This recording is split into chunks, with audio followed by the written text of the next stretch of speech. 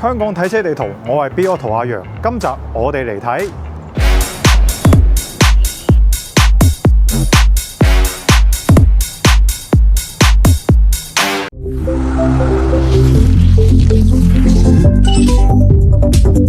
GAC 嘅呢一間紅磡旗艦陳列室咧，喺紅磡都會道6號置富都會7樓774到776號鋪，紅磡站 C2 出口出嚟，行5分鐘就到噶啦。如果係揸車嚟嘅話，亦都可以直接將部車停喺置富都會嘅停車場。提下大家啦，喺我哋 Bitauto 上面亦都有好多認證嘅經銷商信息。如果大家想睇車買車，就記得 click 入嚟慢慢了解下啦。GAC 嘅呢一間陳列室咧，佢嘅佔地面積都幾大噶，裏面擺滿晒 GAC 目前賣緊嘅全部車款。咁今日我哋主要睇2款，其一就係呢部 E9 Premium 喺邊度呢？據廠嗰邊就話呢部車有專門針對本地市場嘅26個優化改進嘅，講啲比較有特色嘅地方啦，好似我依家坐緊嘅呢張新嘅第2排大班椅，佢用咗呢個新嘅剪裁設計啦，電動啊、冷暖風啊功能呢啲就唔需要講噶啦，仲帶埋16點按摩功能，頭枕呢度咧亦都收埋咗喇叭，等你有更加臨場嘅影音體驗。而呢啲嘢咧，你都可以通過手枕前面嘅呢一塊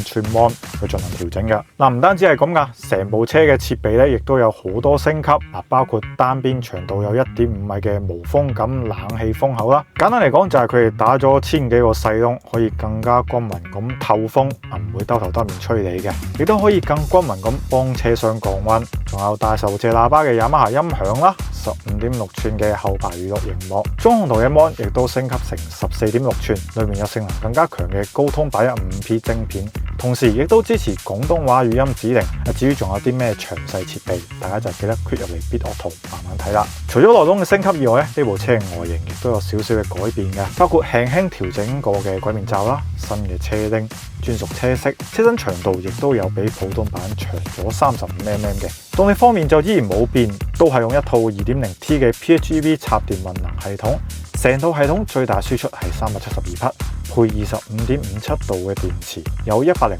公里嘅 WLTC 續航力，有冇優插滿電可以行到1032公里咁多噶。比較值得講嘅係咧，Premium 版比普通版多咗好多嘅隔音嘅處理，連呢個三角窗仔都用埋隔音玻璃。依家呢部車嘅早鳥價係56.9萬，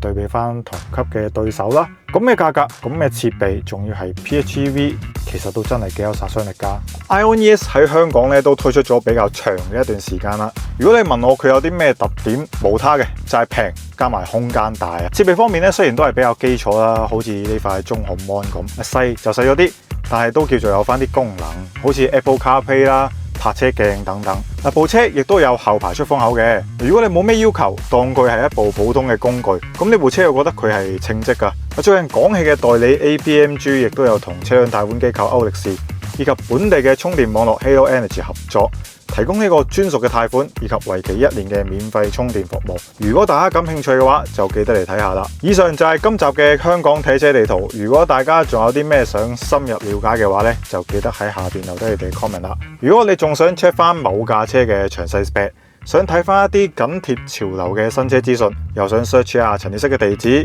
想話禮拜6日去睇下車買下車咁就一定要記得睇翻我哋 Bitauto啦，幫你揀到最啱心水嘅車，包你信得過噶。